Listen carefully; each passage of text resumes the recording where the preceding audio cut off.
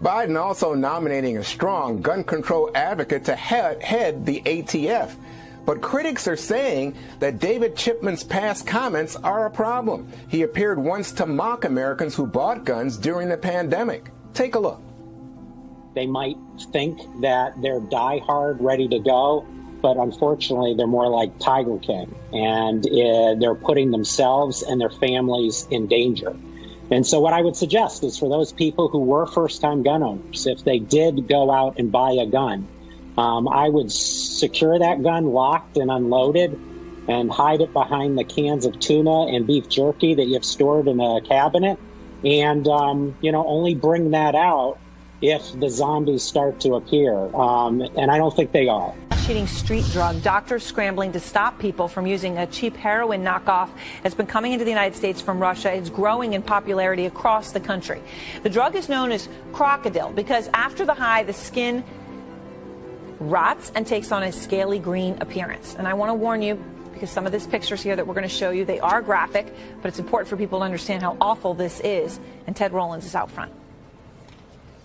The images are horrific. People with missing and rotting flesh, in some cases down to the bone. It's from a horrible drug called crocodile. It's extremely addictive and gives users a heroin-like high.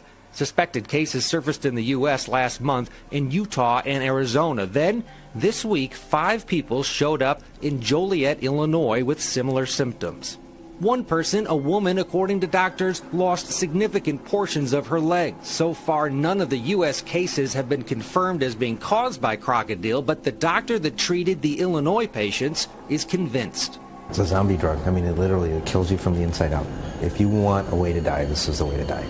The drug first surfaced in Russia in the early 2000s and has grown in popularity. As many as 1 million Russians are estimated to use crocodile.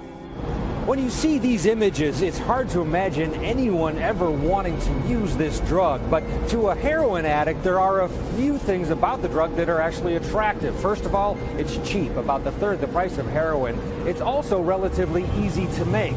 Some of the ingredients used to make the drug include lighter fluid, paint thinner, and gasoline. One of the issues is that it's actually more addictive than morphine, for instance, because it's almost 10 times more potent. According to the hospital in Illinois, their patients said they thought they were buying heroin.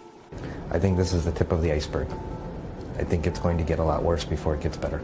I think eventually, if it stays out on the market long enough, you're going to have people that are desperate addicts that can't support their own heroin habit, but can utilize this drug, not really caring about the consequences, and get the same high for a third of the price. But the real price looks like this, and the hope is that these images are horrific enough to prevent people from using the drug. Ted Rollins, CNN, Chicago.